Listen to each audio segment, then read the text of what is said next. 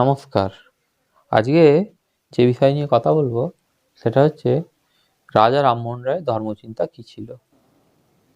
এই রাজা রামমোহন রায়ের ধর্মচিন্তা কী ছিল এটা বলতে গেলে এই আবার আত্মীয় সমাজ বা ব্রাহ্মসভা, ব্রাহ্ম সমাজ এসব আলোচনার খুব একটা দরকার নেই। তবে হ্যাঁ, রাজা রামমোহন রায়ের ধর্মচিন্তা বলতে গেলে এই প্রসঙ্গগুলো আসবে। এখন রাজা রামমোহন রায়ের ধর্মচিন্তা বলতে গেলে কতগুলো ছোট ঘটনার কথা বলতে হয়।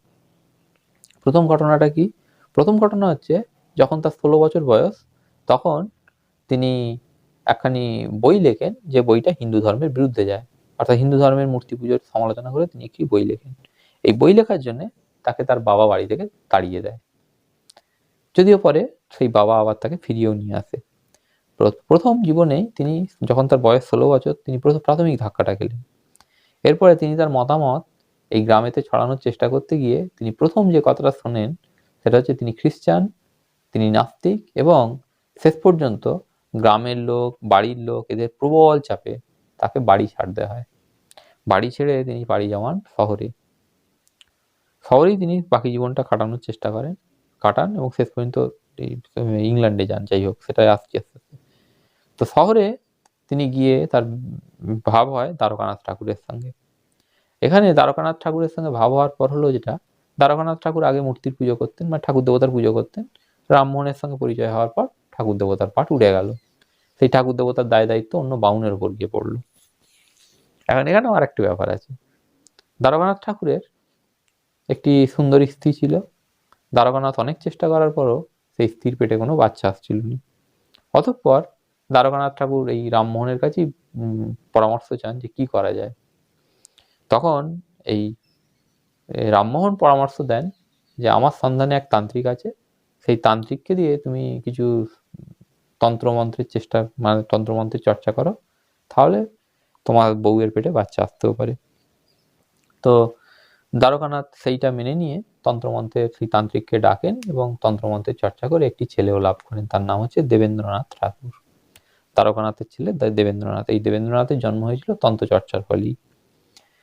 তো এইগুলো এই ঘটনা। এরপরে দেখা যাচ্ছে রাজা রামমোহন রায় হিন্দু ধর্মের বিরুদ্ধে বিভিন্ন তর্ক বিতর্কে জড়াচ্ছেন এবং বহু ক্ষেত্রে তিনি হিন্দু পণ্ডিতদেরকে হারিয়ে দিয়েছেন। সেই পণ্ডিতরা তার সঙ্গে পেরে ওঠেন এবং শেষ পর্যন্ত সতীদাহকে কেন্দ্র করে তার সঙ্গে হিন্দু সমাজের একটা বড়সড় গোলমাল বাঁধার মতো, যেখানে তাকে খুন করার ব্যাপারও আসে। তিনি সেটা থেকে বেঁচে যান এবং শেষ পর্যন্ত তিনি ইংল্যান্ডে যান। দ্বিতীয় আকবরের যে পাওনা-গন্ডা বা বেতন সেটা ইংরেজরা কমিয়ে দিচ্ছিল। সেইটা নিয়ে তদবির করতে, এবং এই সময়তেই তার আরেকটা কাজ পড়ে সেখানে। রক্ষণশীল হিন্দু সমাজ সতীদাহর আইন যাতে খারিজ হয়ে যায়, সতীদাহর আইন যাতে বাতিল হয়ে যায়, সেই জন্যই প্রিভি কাউন্সিলে আপিল করেছিল রাজা রামমোহন রায়। সেটাও সেখানে গিয়ে বলতে গিয়েছিলেন যাতে করে প্রিভি কাউন্সিল বা রাজকীয় রাজা এই আইনকে না তুলে নেন, এই আইনটা যেন বহাল থাকে। তো রাজা রামমোহন রায় যখন ইংল্যান্ডে নামলেন তখন দেখা গেল তার সঙ্গে একটা গরু আর একটা বাছুর গেছে এবং সঙ্গে তার পালিত পুত্র রাজারাম, দুটো চাকর, এরা প্রত্যেকেই গেছে।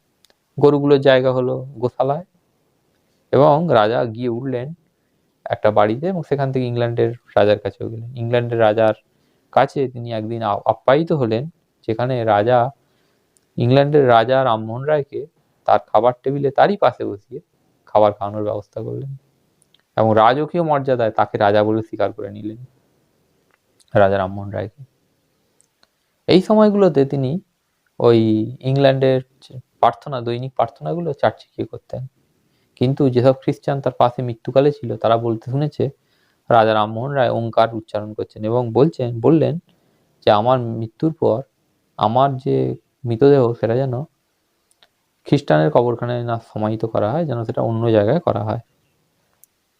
তো রাজা রামমোহন রায় এই হচ্ছে, এবং সেই তার ইচ্ছা অনুসারে অন্য জায়গাতেই মৃতদেহকে সমাহিত করা হয়। এই হচ্ছে রাজা রামমোহন রায়ের বাহ্যিক যে জীবন এইটা। যে রাজা রামমোহন রায় সারা জীবন ইংরেজদের ছোঁয়া বাঁচিয়ে চলতেন, তার সঙ্গে খাবার খেতেন না, তাকে ইংল্যান্ডের রাজার সঙ্গে একদিন খেতে হয়েছিল।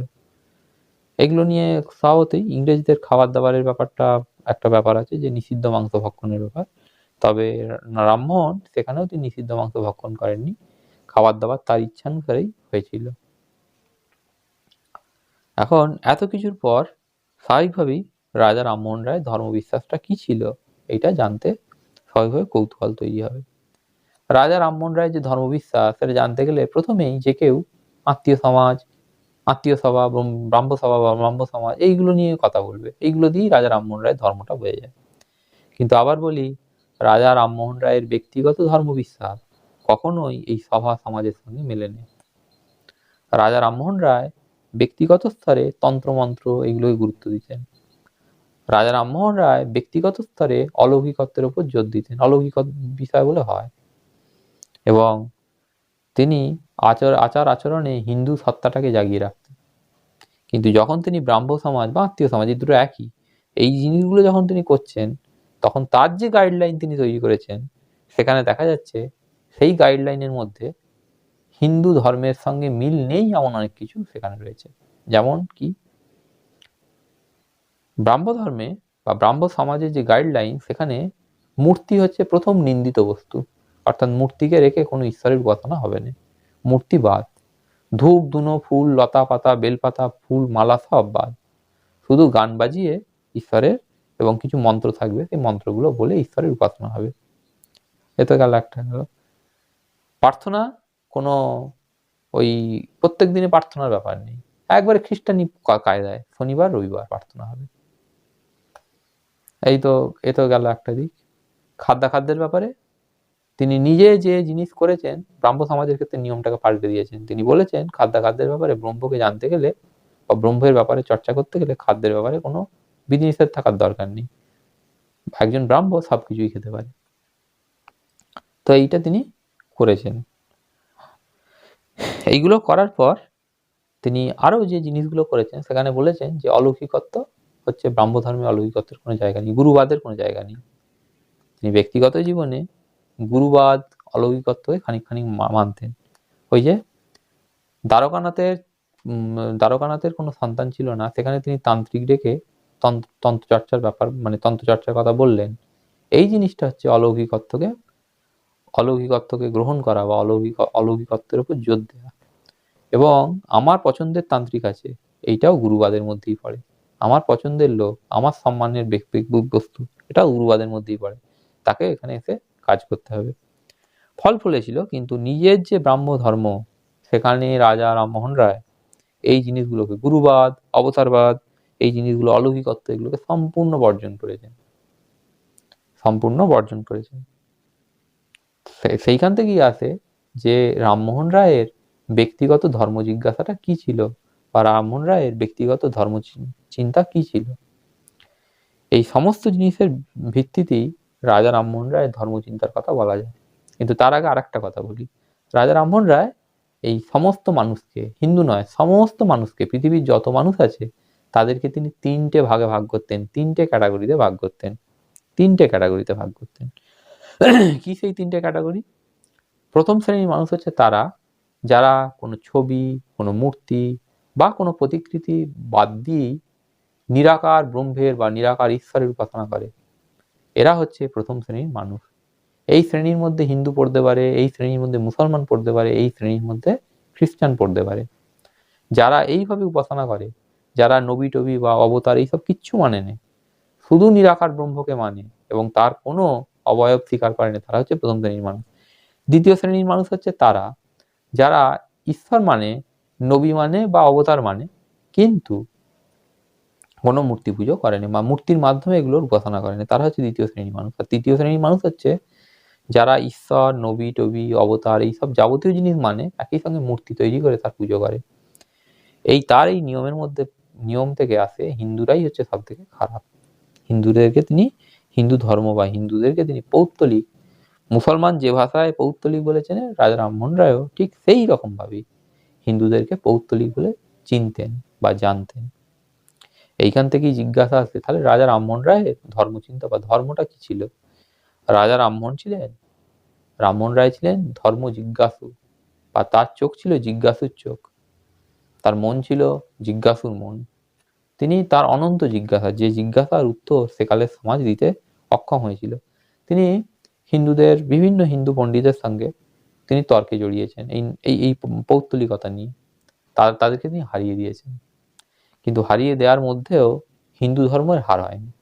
হিন্দুরা সেই যেমন ছিল সেদিন, আজও তেমনভাবেই আছে। রাজা রামমোহন রায় তার নতুন যে ধর্মমত বা ব্রাহ্ম ধর্ম তৈরির সময় তিনি তার লেখাতে বলেছেন যে কালে তিনি ধর্ম মানে ব্রাহ্ম মতামত তৈরি করছেন, সেকালে নাকি হিন্দু সমাজ অন্ধকারে ডুবেছিল। যদিও তার ভাষায় যেটা অন্ধকার, সেটা কোনোদিনই অন্ধকার নয়, সেটা আজও চলে। হিন্দু সমাজে মূর্তি পুজো হয়, রাস দোলযাত্রা এগুলো হয়, এগুলো প্রত্যেকটাতে মূর্তির ব্যবহার আছে। তো রাজা রামমোহনের কাছে এইগুলো হচ্ছে খারাপ ছিল। আবার বলি, রাজা রামমোহন রায় ছিলেন ধর্ম জিজ্ঞাসু। তিনি একেশ্বরবাদী হতে পারেন, কিন্তু তিনি একেশ্বরবাদী ছিলেন, কিন্তু হিন্দু সত্তা, বহিরঙ্গে হিন্দু সত্তাটাকে তিনি টিকিয়ে রেখেছিলেন। কিন্তু তার নবগঠিত যে ধর্ম, সেখানে হিন্দু সত্তার কোনো ব্যাপার ছিল না। হিন্দু সত্তার কোনো ব্যাপার ছিল না। বলা যেতে পারে যে তিনি এইরকম একটি ধর্ম তৈরি করেছিলেন যাতে করে মানে যারা ইংরেজের কাছে যেতে চায় অথচ সংকোচ বোধ করছে যে ধর্মের কি হবে, তাদেরকে তিনি একটা জায়গা দিতে চেয়েছিলেন এই ব্রাহ্ম মতামতের মধ্যে, যে ঈশ্বরের উপাসনা করতে গেলে এইসবের কোনো কিছু ব্যাপার নেই। তোমরা নিশ্চিন্তে ইংরেজের সঙ্গে বসে খাবার খেতেও পারো, ইংরেজের সঙ্গে বসে মদও খেতে পারো, যা যা হয় সবই করতে পারো।